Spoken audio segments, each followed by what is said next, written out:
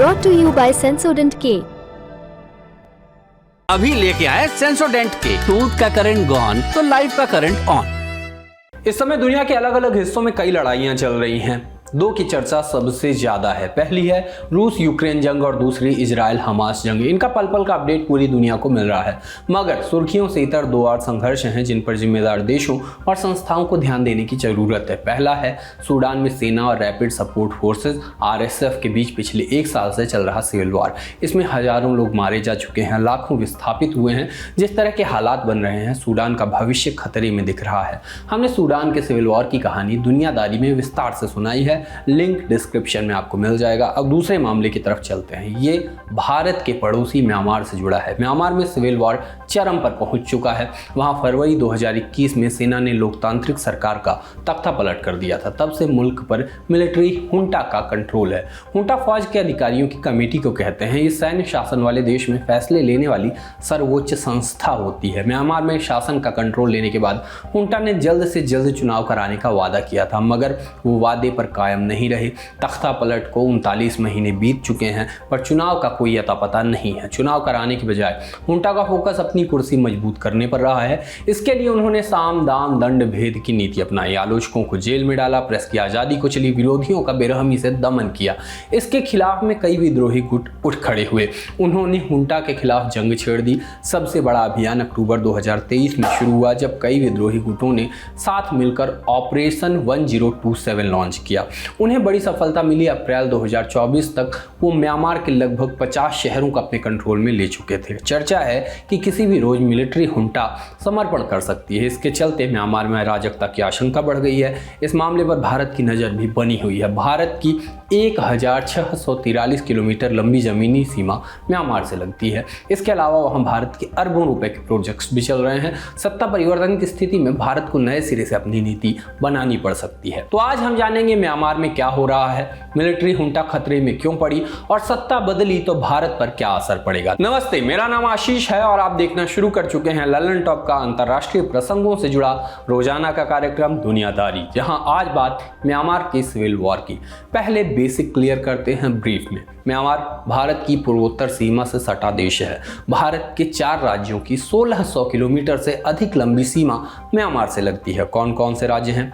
अरुणाचल प्रदेश, नागालैंड, मिजोरम और मणिपुर। भारत के अलावा किन किन देशों की सीमा म्यांमार से लगती है? बांग्लादेश, चीन, लाओस और थाईलैंड। म्यांमार की आबादी लगभग 5.5 करोड़ है। 88% लोग बौद्ध धर्म को मानते हैं, 6% ईसाई और लगभग 4.5% मुस्लिम है। बाकी में दूसरे धर्म के लोग आते हैं। वैसे म्यांमार में धर्म से ज्यादा जातीयता की अहमियत मानी जाती है। सबसे ज्यादा 68% लोग बमार हैं। दूसरे जातीय समूह में शान, करेन और रखाइन आदि का नाम आता है। म्यांमार की राजधानी नेपिडॉ है। नई दिल्ली से नेपिडॉ की हवाई मार्ग से दूरी लगभग 2100 किलोमीटर है। दूसरे बड़े शहर हैं यांगून, सितवे, बागो, मंडाले आदि। ये तो हुआ भूगोल। अब इतिहास और राजनीति समझ लेते हैं। म्यांमार का प्राचीन नाम बर्मा है। इतिहास का एक सिरा भारत से भी जोड़ता है। सम्राट अशोक के शासनकाल में बौद्ध धर्म बर्मा पहुंचा। बाद में ये यहाँ की संस्कृति का हिस्सा बन गया।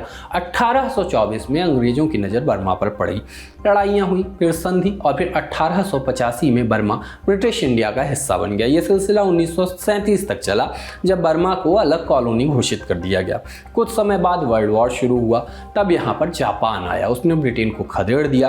फिर जापान ने बर्मा के नौजवानों को मिलाकर एक फोर्स बनाई, नाम रखा बर्मा इंडिपेंडेंस आर्मी, मतलब BIA। शासन की बागडोर उनको सौंप दी गई, मगर ये बस कठपुतली सरकार थी। सारे फैसले टोक्यो से लिए जाते थे। इससे BIA का एक धड़ा नाराज हो गया। इस धड़े के लीडर थे कठपुतली सरकार एवं रक्षा मंत्री आंग सान। नाराज आंग सान ने अपनी पार्टी बनाई, anti fascist people's freedom league, AFPFL के नाम से। इसने ब्रिटेन से हाथ मिलाया। उन्होंने अप्रैल 1945 में जापान को हरा दिया। जापान के जाते ही बर्मा का कंट्रोल फिर ब्रिटेन के पास आया। उन्होंने आंग सान को प्रधानमंत्री बनाया, ब्रिटिश क्राउन के प्रतिनिधि के तौर पर। उन्हें अपने लोगों के साथ साथ ब्रिटेन को भी खुश रखना था, लेकिन यह संतुलन बहुत जल्द बिगड़ गया। 1947 में एक विरोधी धड़े ने आंग सान की हत्या कर दी।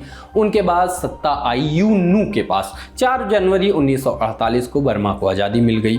यूनू आज़ाद म्यांमार के पहले प्रधानमंत्री बने। उनका शासन शांतिपूर्ण रहा, लेकिन यह ठहराव लंबे समय तक चल नहीं सका। 1958 में पार्टी में फूट पड़ी। तब प्रधानमंत्री Yunus chief of army staff general ने विन के पास गए, उनसे केयरटेकर प्रधानमंत्री बनने की अपील की। विन ने हामी भर दी। ये म्यांमार की राजनीति में सेना के घुसने की शुरुआत थी। फिर 1960 में चुनाव हुए, लोकतांत्रिक सरकार बनी। जनरल विन को प्रधानमंत्री की कुर्सी खाली करनी पड़ी, मगर उनको पावर का स्वाद पता चल चुका था। 1962 में विन ने विद्रोह कर दिया, लोकतांत्रिक सरकार पलट दी। सेना का वर्चस्व 1987 तक कायम रहा। फिर जुलाई 1988 में लोगों के विरोध के बाद विन को इस्तीफा देना पड़ा। इसी विरोध के दौरान एक नौजवान महिला उभर कर सामने आई। उनका नाम था आंग सान सूची। उन्होंने नेशनल लीग फॉर डेमोक्रेसी मतलब NLD के नाम से अपनी पार्टी बनाई। 1990 में चुनाव हुए तो उन्हें बहुमत मिला, मगर सेना ने नतीजा रद्द कर दिया। सूची को नज़रबंद कर दिया गया। अगले 2 दशक इसी जद्दोजहद में बीते। सूची 2010 में रिहा हुई। 2015 में पहली बार निष्पक्ष चुनाव हुए तो उनकी पार्टी को 86% सीटें मिली। सूची स्टेट काउंसिलर बनी। पद और पावर में प्रधानमंत्री जैसी ये पोस्ट थी। 2020 के चुनाव में उनकी पार्टी दोबारा जीती। फरवरी 2021 में उन्हें शपथ लेना था, लेकिन ऐसा हुआ नहीं। 1 फरवरी 2021 को सेना ने सूची, राष्ट्रपति और दूसरे वरिष्ठ मंत्रियों को अरेस्ट कर लिया। सेना बोली कि चुनाव में धांधली हुई है, लेकिन चुनाव आयोग इसको सुलझाने में नाकाम रहा। ये राष्ट्रीय एकता के लिए खतरा है, इससे लोगों में असंतोष पैदा हो सकता है। जब तक ये समस्या सुलझ नहीं जाती, तब तक ये लोकतंत्र के लिए खतरा बना रहेगा। इसलिए देश में आपातकाल लगाने का फैसला किया गया। आपातकाल लगाने के बाद सेना ने वादा किया कि बहुत जल्द चुनाव कराए जाएंगे, स्वतंत्र और निष्पक्ष। उस दावे को 39 महीने बीत चुके हैं, लेकिन चुनाव लगातार टलता जा रहा है। 1 अगस्त 2023 को चौथी बार इमरजेंसी की डेडलाइन बढ़ाई गई। इस ऐलान में चुनाव की तारीखों का कोई जिक्र नहीं था, बस इतना कहा गया कि अभी बहुत मारकाट चल रही है, जब इमरजेंसी का मकसद पूरा हो जाएगा तब चुनाव कराएंगे। अभी म्यांमार की कमान किसके पास है? मिलिट्री हुंटा के पास। इसका आधिकारिक नाम है state administrative council SAC। General Ming आंग लाइंग इसके चेयरमैन है। वहीं फरवरी 2021 में हुए तख्ता पलट के सूत्रधार थे। 2011 के बाद से सेना की कमान भी उन्हीं के पास है। SAC में फिलहाल 9 मिलिट्री अफसर और 10 सिविलियंस है। हालांकि सारे अहम फैसले जो हैं वो सेना ही लेती है, ऑब्वियस सी बात है। ये तो हुई मिलिट्री सरकार। चुनी हुई सरकार का क्या हुआ? नवंबर 2020 में चुनाव जीतने वाले NLD के 70 सांसदों ने अलग सरकार बनाई। बाद में अलग अलग गुटों को शामिल किया। इसका नाम रखा नेशनल यूनिटी गवर्नमेंट NUG। इसको गवर्नमेंट इन एग्जाइल या निर्वासित सरकार भी कहते हैं। NUG कहती है कि म्यांमार की जनता ने हमको चुना है, असली वाली सरकार हम हैं। NUG को म्यांमार में आम लोगों का भरपूर समर्थन है।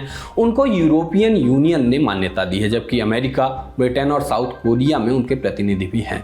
NUG तो डिप्लोमेटिक चैनल्स और प्रोटेस्ट के जरिए मिलिट्री हुंटा से छुटकारा चाहती है, लेकिन कई ऐसे गुट हैं जो सशस्त्र संघर्ष के जरिए हुंटा को गद्दी से उतारने की फिराक में हैं। इनमें सबसे आगे 3 ब्रदरहुड अलायंस है। इसमें 3 गुट शामिल हैं: Arakan army, Myanmar national democratic alliance army और तआंग नेशनल लिबरेशन आर्मी मतलब TNLA। इन तीनों ने 2019 में 3 ब्रदरहुड अलायंस की स्थापना की थी। शुरुआत में वे शान और रखाइन स्टेट में म्यांमार आर्मी से लड़ रहे थे। फिर फरवरी 2021 में तख्ता पलट हुआ। ब्रदरहुड अलायंस ने इसका विरोध किया। उन्होंने NUG को military unit people's defence forces PDF से हाथ मिला लिया। तब से उन्होंने फौज पर कई बड़े हमले किए हैं। उन्हें सबसे बड़ी कामयाबी अक्टूबर 2023 में मिली, जब ब्रदरहुड अलायंस ने ऑपरेशन 1027 लॉन्च किया। 27 अक्टूबर को अलायंस ने शान स्टेट में सेना के अड्डों पर हमला किया। रिपोर्ट्स बताती हैं उस हमले में सेना की 100 से ज़्यादा चौकियों पर विद्रोहियों ने कब्जा कर लिया। फौज को हथियार छोड़कर भागना पड़ा। विद्रोहियों ने चीन की सीमा से लगे कई गांवों को भी जीत लिया और चीन से कनेक्ट करने वाले पुलों को उड़ा दिया। सेना ने इन ठिकानों को वापस लेने की पूरी कोशिश की, मगर वो सफल नहीं हो पाए। आज म्यांमार की चर्चा क्यों? जैसा कि हमने शुरुआत में बताया, विद्रोही गुटों और म्यांमार आर्मी के बीच संघर्ष तेज हो गया है, जिसके चलते लोग देश छोड़कर भाग रहे हैं।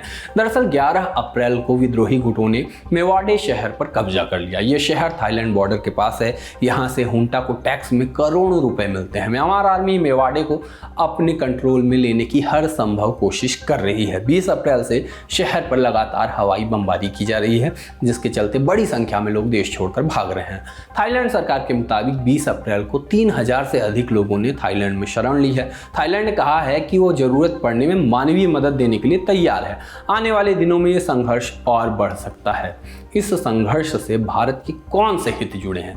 भारत और म्यांमार का सदियों पुराना कनेक्शन रहा है। आज़ादी से पहले म्यांमार ब्रिटिश इंडिया का ही हिस्सा था। दोनों देशों के बीच 1600 किलोमीटर से अधिक लंबी सीमा लगी है, यानी म्यांमार में जो कुछ होता है उसका सीधा असर भारत पर पड़ता है। 1990 के दशक में भारत सरकार ने लुक ईस्ट पॉलिसी पर ध्यान दिया। भारत ने म्यांमार में आई हर सरकार के साथ काम किया। 2018 में भारत सरकार ने म्यांमार के साथ फ्री मूवमेंट रेजिम FMR की शुरुआत की। इसके तहत सीमा पर रहने वाले नागरिकों को एक से दूसरे देश में जाने के लिए वीजा की जरूरत खत्म कर दी गई। सिर्फ बॉर्डर परमिट के आधार पर लोग आ जा सकते थे। हालांकि सैन्य तख्तापलट के बाद स्थिति बदली। भारत ने मिलिट्री हुंटा के साथ भी संबंध बनाकर रखे, मगर म्यांमार में चल रही इंटरनल लड़ाई ने भारत को असहज किया है। जब से सिविल वॉर बढ़ा है, भारत में शरणार्थी संकट और हिंसा की आंच पहुंचने की आशंका बढ़ गई है, जिसके चलते फरवरी 2024 में भारत सरकार को FMR पर बैन लगाना पड़ा। फरवरी में ही म्यांमार बॉर्डर पर फेंसिंग का भी ऐलान किया गया। फिर अप्रैल 2024 में भारत ने सितवे में अपना कॉन्सुलेट बंद करने का ऐलान किया। सितवे से भारतीय स्टाफ्स को यांगून शिफ्ट कर दिया गया, जबकि सितवे में भारत ने एक बंदरगाह विकसित किया है। यह म्यांमार को समंदर के जरिए भारत से जोड़ने में मदद करेगा। म्यांमार में जारी हिंसक संघर्ष के चलते इसका भविष्य भी खतरे में पड़ गया है। म्यांमार की स्थिति और भारत के हितों के बारे में विस्तार से समझने के लिए हमने ऑब्जर्वर रिसर्च फाउंडेशन ORF में जूनियर फेलो श्रीपर्णा बनर्जी से बात की। हमने उनसे पूछा, मिलिट्री हुंटा के कार्यकाल में भारत म्यांमार संबंधों पर क्या असर पड़ा है? भारत को म्यांमार के साथ रिश्ते रखने में किन फैक्टर्स पर ध्यान देना पड़ रहा है? म्यांमार के सैन्य राज्य है, उनका बहुत लंबा इतिहास है। वो 1962 से वो इन पावर है म्यांमार में।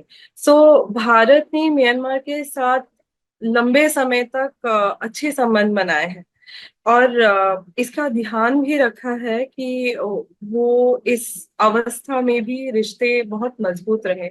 जब coup हुआ तब इंडिया ने बोला भी था कि बहुत डिफिकल्ट सिचुएशन वहां है, लेकिन वो संबंध उन्होंने बहुत अच्छे रखे हैं म्यांमार हुंटा से। बिकॉज म्यांमार और इंडिया के बीच में 1600 किलोमीटर से ज्यादा उनका बॉर्डर एरिया है, जहाँ इंडिया का 4 स्टेट्स, 4 राज्य, जो अरुणाचल प्रदेश है, नागालैंड है, मिजोरम है, मणिपुर है, ये 4 राज्य के साथ उनका बॉर्डर वो शेयर करते हैं। और ये बॉर्डर पोरस बॉर्डर है, क्योंकि ये राज्य, इनके अंदर जो सामाजिक और जो ऐतिहासिक और सांस्कृतिक जो संबंध है इन दोनों देशों में, ये भी बहुत मजबूत है दोनों देशों के बीच। इसीलिए ये जो बॉर्डर एरिया है ये बहुत सेंसिटिव भी है और बहुत इम्पोर्टेंट भी है। इसके बॉर्डर के तहत बहुत जो इंसर्जेंसी मूवमेंट्स भी है, ये भी है जो दोनों देश के बीच में है, ये भी शेयर करती है। तो सिक्योरिटी कंसर्न्स बहुत ज्यादा है इन दोनों देशों के बीच में। ये जब coup हो गया, इंडिया ने बहुत अपनी तरफ से ये कोशिश की है कि उनके संपर्क अच्छे रहे दोनों देशों के बीच में, और उनका जो सिक्योरिटी जो है दोनों देशों के बीच में वो भी ठीक से रहे, ये भी इंडिया की कोशिश एक है। इसीलिए इंडिया सिक्योरिटी की तरफ से भी इंडिया कोशिश करी है, और एक ये भी कोशिश करे कि आर्थिक दृष्टि से जो दोनों देशों के बीच में जो संबंध है वो भी ठीक रहे। म्यांमार के साथ भारत के हित कैसे जुड़े हैं और भारत म्यांमार में होने वाली उठापटक को नजरअंदाज क्यों नहीं कर सकता? भारत और म्यांमार के बीच कई महत्वपूर्ण हित है। जो मैंने एक बोला था कि उनके बीच में जो बॉर्डर रीजन है, वो एक जो रक्षा का जो सहयोग है ये बहुत महत्वपूर्ण है। एक जो आर्थिक जो संबंध है दोनों के बीच में, ये भी बहुत एक महत्वपूर्ण चीज है जो दोनों के बीच में। तीसरा है म्यांमार का जो भौगोलिक जो स्थिति है, उसके कारण भारत के लिए एक महत्वपूर्ण भूमिका ये निभाती है। क्योंकि भारत जो एक्ट ईस्ट पॉलिसी में, भारत जो एडवोकेट कर रही है एक्ट ईस्ट पॉलिसी में, उसमें म्यांमार का बहुत बड़ा योगदान है। बिकॉज म्यांमार बेसिकली इंडिया का जो नॉर्थ ईस्टर्न स्टेट है, ये लैंड लॉक्ड नेशंस है। इसको हम लोग म्यांमार के अंदर से ये जो प्रोजेक्ट्स जो इंडिया बना रही है, 2 बहुत इंपॉर्टेंट प्रोजेक्ट्स हैं। एक कालादान प्रोजेक्ट है, एक Myanmar India Thailand trilateral highway. ये म्यांमार के अंदर से ये दोनों प्रोजेक्ट पास हो गए हैं। इसी वजह से म्यांमार का स्टेबल रहना या म्यांमार का शांति का एनवायरनमेंट रहना म्यांमार के अंदर, ये भारत के लिए बहुत जरूरी है, बिकॉज भारत का बहुत इंपॉर्टेंट प्रोजेक्ट्स पास करा है जो भारत के एक्ट ईस्ट पॉलिसी से जुड़ा हुआ। सो इसीलिए म्यांमार का वहां अगर अशांति हुई, वहां अगर प्रॉब्लम्स हुई जैसे चल रही हैं, इसी वजह से दो प्रोजेक्ट्स भी अफेक्टेड हुई हैं। अभी काफी काम भी बहुत बंद हुआ हुआ है, जैसे कालादान प्रोजेक्ट का, जैसे सितवे पोर्ट अभी इंडिया ने उसका राइट्स खरीद लिया है, लेकिन सितवे पोर्ट ताकि वो ठीक से फंक्शन करे, इसके लिए वहां शांति और वहां की स्थिति स्टेबल रहना बहुत जरूरत है। क्योंकि अगर स्थिति स्टेबल नहीं होगी तो कमर्शियल पर्पस जो है उस पोर्ट का वो कम हो जाए। तो ये जो कू हो गया, और कू के बाद ये जो ऑपरेशन 1027 भी घट गया है, ये जो हो गया है कि उस साइड में जो जो काम थे वो सब बंद हो चुके हैं।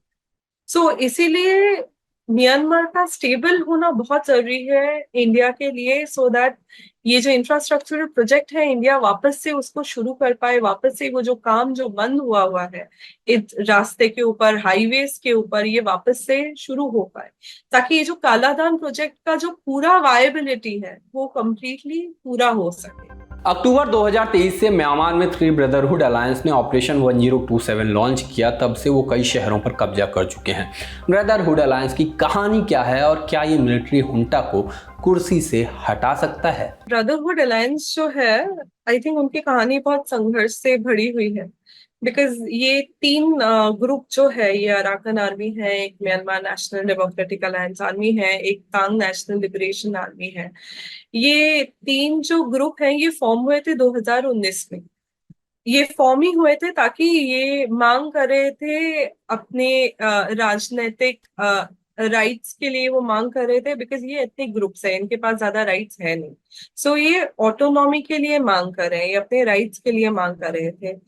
सो कू के बाद क्या हो गया कि ये जो ब्रदरहुड अलायंस जो वापस से जो प्रोमिनेंस में आए हैं ये ऑपरेशन 1027 से, ताकि ये अभी इनका फोकस बहुत क्लियर है, उनका उद्देश्य है कि मिलिट्री हुंटा के शासन को खत्म करना और लोकतंत्र को वापस लाना। ये उनका बहुत क्लियर आइडियोलॉजी है, ये उन्होंने प्रेस में भी बताया हुआ है, और ये इसी आई थिंक आइडियोलॉजी से ही वो फाइट कर रहे हैं, वो इसको वो बढ़ाने की कोशिश कर रहे हैं। कि अभी उन्होंने थाईलैंड के बॉर्डर जो टाउन है वो जीता है मायावती।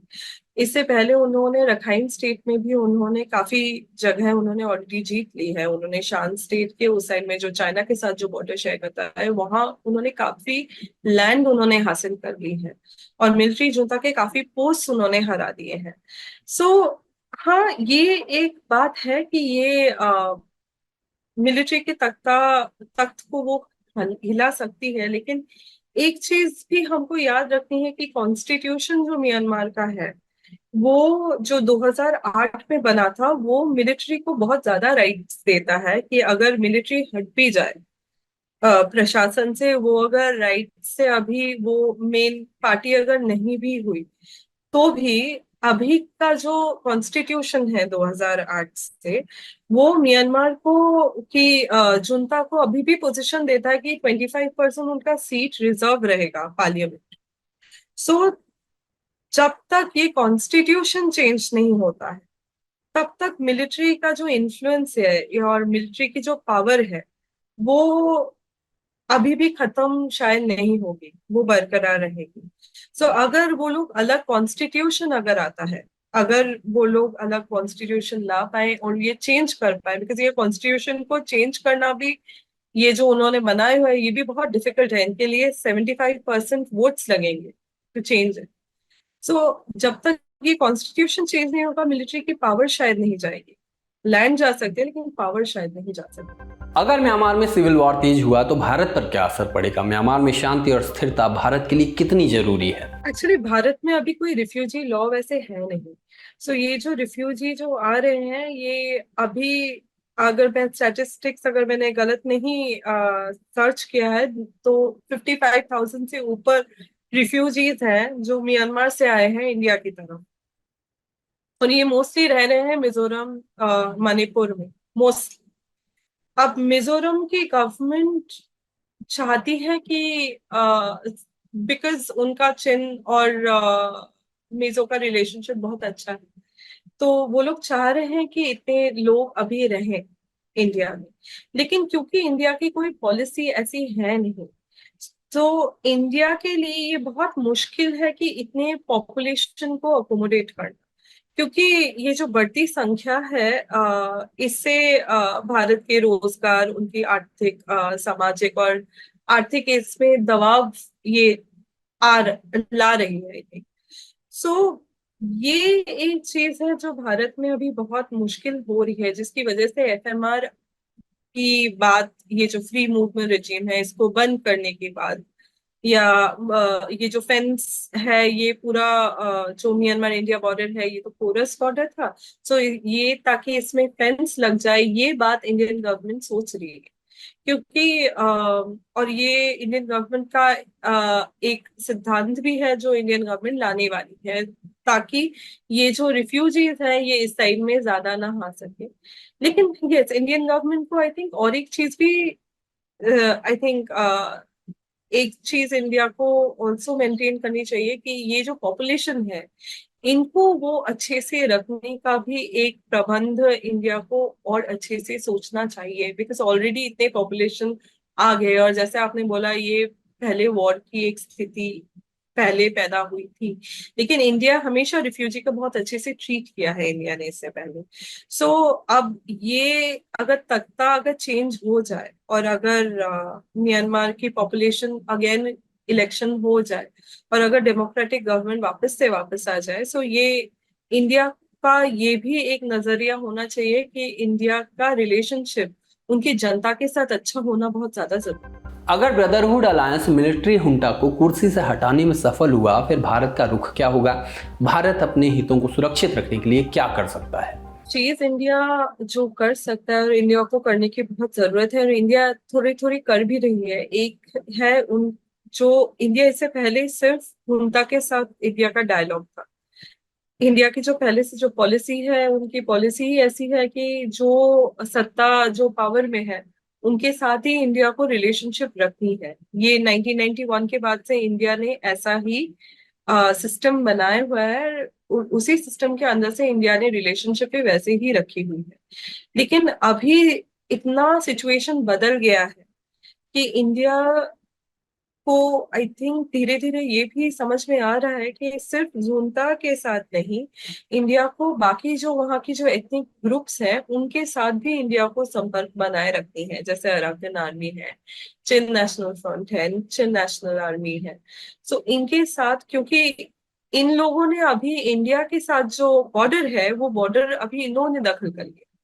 सो अगर इंडिया अपने रिलेशनशिप इनके साथ अच्छे से नहीं बना पाएगी, फिर इंडिया का जो प्रोजेक्ट्स है और इंडिया का जो विजन है वो इंडिया आई थिंक ठीक से पूरा नहीं कर पाएगी। सो ये बहुत इम्पोर्टेंट है कि इंडिया सिर्फ हुंटा के साथ नहीं, बट अलग अलग जो वहाँ जो स्टेक होल्डर्स है, जैसे एथनिक आर्म ग्रुप एक बहुत बड़ा स्टेक होल्डर है, जो एनयूजे है, जैसे जो नेशनल यूनिटी गवर्नमेंट है वो भी एक बहुत बड़ा स्टेक होल्डर है वहाँ। सो इंडिया को उनके साथ थोड़ा थोड़ा रिलेशनशिप बनाए अभी रखना पड़ेगा। एक इंडिया ऑलरेडी ये स्टेप इंडिया ऑलरेडी इसमें काम कर रही है, क्योंकि in October last to last month I think India ने एक छोटा सा राज्यसभा से इंडिया का एक टुकड़ा गया था वहां बात करने के लिए अराकन आर्मी से, और वहां जाकर उन्होंने कालाधान प्रोजेक्ट का काम भी देखा था, और उन्होंने देखा था कैसा इफेक्टेड हुआ है उनका वो रोड जो कंपोनेंट है वो अभी भी बहुत खराब स्थिति में है। सो ये नजरअंदाज करते हुए कि ये सिचुएशन अभी शायद इसको काफी टाइम लगेगा सुधरने में, ये बहुत इम्पोर्टेंट है इंडिया की तरफ कि इंडिया हर सबके साथ उनका रिलेशन बनाए रखें। म्यांमार के हालात पर हमारी नज़र बनी हुई है, इससे जुड़े अपडेट्स आपको लल्लन टॉप पर मिल जाएंगे। ये था हमारा बड़ी खबर सेगमेंट। अब सुर्खियों की बारी। पहली सुर्खी मालदीव से है। मालदीव में संसदीय चुनाव के नतीजे आ चुके हैं। मोहम्मद मुइज्जू की पार्टी पीपुल्स नेशनल कांग्रेस ने 93 में से 66 सीटों पर जीत हासिल की है। इस जीत के मायने क्या है? मालदीव में एक सदन वाली संसद है, नाम है पीपुल्स मजलिस। उसके पास कानून बनाने, लागू करने और उसमें संशोधन करने का अधिकार है। आम स्थिति में साधारण बहुमत की जरूरत होती है, लेकिन संविधान में संशोधन के लिए कम से कम 2/3 सदस्यों का वोट चाहिए। पीएनसी ने इस चुनाव में वो मुकाम हासिल कर लिया है। अभी तक संसद में बहुमत मालदीवन डेमोक्रेटिक पार्टी के पास था। एमडीपी की पॉलिसी प्रो इंडिया रही है। इसी पार्टी के नेता इब्राहिम मोहम्मद सोलेह नवंबर 2023 तक मालदीव के राष्ट्रपति थे, मगर राष्ट्रपति चुनाव में उनको मुइज्जू से हार झेलनी पड़ी। तब से मुइज्जू राष्ट्रपति बने हैं। तब से ही मालदीव का झुकाव चीन की तरफ बढ़ा है। राष्ट्रपति बनते ही मुइज्जू ने मालदीव में मौजूद भारतीय सैनिकों को बाहर निकलने के लिए कहा। मालदीव में लगभग 85 भारतीय सैनिक थे। वे 2 एयरक्राफ्ट के ऑपरेशन में जुटे थे। मालदीव के सैनिकों को ट्रेनिंग भी दे रहे थे। मुइज्जू के ऐलान के बाद अधिकतर भारतीय सैनिकों को मालदीव छोड़ना पड़ा। 10 मई तक बाकी सैनिक भी निकल जाएंगे। उनकी जगह पर भारत के टेक्निकल स्टाफ ने जगह ले ली। हालांकि इसको भारत के घटते प्रभुत्व का संकेत माना गया। दूसरी बात, मालदीव के राष्ट्रपति आमतौर पर पहले विदेशी दौरे पर भारत आते रहे, लेकिन मुइज्जू पहले विदेशी दौरे पर तुर्की गए। जनवरी 2024 में उन्होंने चीन का दौरा भी किया, उनके साथ डिफेंस डील की, मगर अभी तक वो भारत नहीं आए हैं। संसदीय चुनाव में जीत के बाद मुइज्जू की ताकत काफ़ी बढ़ गई है। वो कोई भी कानून बनवा सकते हैं। न्यायपालिका पर भी उनका कंट्रोल बढ़ जाएगा। यानी आज के समय में मुइज्जू के वर्चस्व को नकारना मुश्किल है। जानकार कहते हैं अगर भारत ने समय रहते संबंध ठीक नहीं किए तो चीन की पकड़ मजबूत होती जाएगी। दूसरी सुर्खी इजराइल से है। मिलिट्री इंटेलिजेंस एजेंसी अमान के चीफ हारून हलीवा ने अपने पद से इस्तीफा दे दिया है। उन्होंने हमास के हमले को रोक पाने में हुई विफलता की जिम्मेदारी लेते हुए कुर्सी छोड़ी है। हमास ने 7 अक्टूबर को इजराइल की सीमा में घुसकर आतंकी हमला किया था। इस हमले में 1100 से अधिक लोग मारे गए थे, जबकि हमास ने 250 से अधिक लोगों को बंधक बना लिया था, जिसके बाद इजराइल ने जंग का ऐलान किया। ये जंग अभी तक जारी है। 133 बंधक अभी भी हमास की कैद में है। हमास के हमले के बाद से ही हलीवा पर इस्तीफा देने का प्रेशर था। इजरायली अखबार जेरूसलम पोस्ट की रिपोर्ट के मुताबिक 13 अप्रैल को ईरान ने इजराइल पर डायरेक्ट अटैक किया। इसके बाद हलीवा का कुर्सी पर बने रहना मुश्किल हो गया था। आखिरकार 22 अप्रैल की सुबह उन्होंने अपने इस्तीफे की चिट्ठी इजरायली फौज के मुखिया हर्जी हलेवी को सौंप दी। गाजा में जंग के बीच पहली बार किसी बड़े इजरायली अधिकारी ने कुर्सी छोड़ी है। ये उस दबाव का भी नतीजा है जिसमें प्रधानमंत्री बेंजामिन नेतन्याहू को कुर्सी से उतरने के लिए कहा जा रहा है। आज की दुनियादारी में बस इतना ही। कल फिर मुलाकात होगी, इसी उम्मीद के साथ विदा लेता हूँ। शुक्रिया, शुभ रात्रि।